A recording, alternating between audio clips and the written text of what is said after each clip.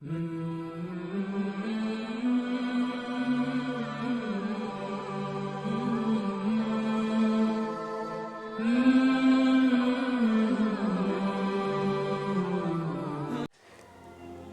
یہ لوگ قرآن میں غور نہیں کرتے یا ان کے دلوں پر تالے لگے ہوئے ہیں؟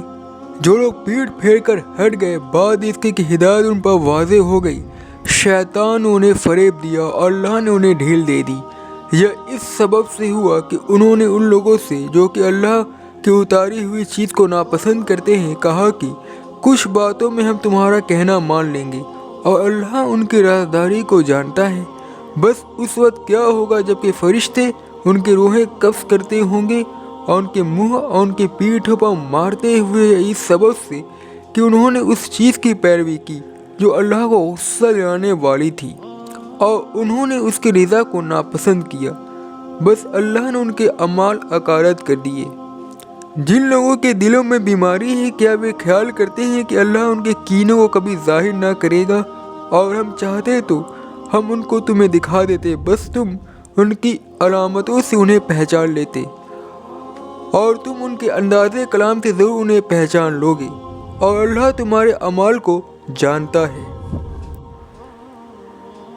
قرآن نصیحت کی کتاب ہے، مگر کسی چیز سے نصیحت لینے کے لیے ضروری ہے کہ عامی نصیحت کے بارے میں سنجیدہ ہو۔ اگر کوئی غلط جذبہ عامی کے اندر داخل ہو کر اسے نصیحت کے بارے میں غیر سنجیدہ بنا دے تو وہ کبھی نصیحت سے فائدہ نہیں اٹھا سکتا، چاہے نصیحت کو کتنے ہی اچھے انداز میں بیان کیا گیا ہو۔ دین کا کوئی ایسا حکم سامنے آئے جس میں عامی کو اپنی خواہشات اور مفادات کی قربانی دینی ہو تو شیطان فوراً آدمی کو کوئی جھوٹا بہانہ سمجھا دیتا ہے، اور موجودہ دنیا میں مہارت امتحان کی وجہ سے آدمی کو موقع مل جاتا ہے کہ وہ اس جھوٹے بہانے کو عملاً اختیار کر لے، مگر یہ سب کچھ دنوں تک کے لیے ہے۔ موت کا وقت آتے ہی ساری صورتحال بالکل مختلف ہو جائے گی۔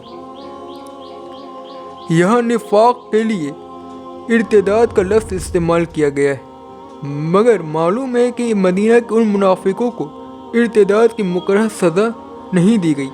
اس سے معلوم ہوا کہ ارتداد کی شرعی سزا صرف ان لوگوں کے لیے جو اعلان کے ساتھ دین کو چھوڑنے والے ہو جائیں۔ ہم ایسا نہیں کر سکتے کہ کسی شخص کو بطور خود قلبی مرتد قرار دیں اور پھر اسے وہ سزا دینے لگے جو شریعت میں مرتدین کے لیے مقرر ہے۔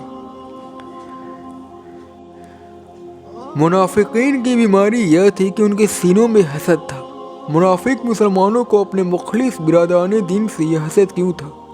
اس کی وجہ یہ تھی کہ اسلام کی ہر ترقی انہیں مخلص مسلمانوں کے حصوں میں جاتی ہوئی نظر آتی تھی۔ یہ چیز منافقین کے لیے بے حد سہنے لائق نہیں تھی۔ وہ سوچتے تھے کہ ہم ایسی مہم میں اپنا جان اور مال کیوں کھپائیں جس میں دوسروں کی حیثیت بڑھے، جس میں دوسروں کو بڑائی حاصل ہو۔ منافقین اپنے ظاہری رویے میں اپنی اس اندرونی حالت کو چھپاتے تھے، مگر سمجھدار لوگوں کے لیے وہ چھپا ہوا نہ تھا۔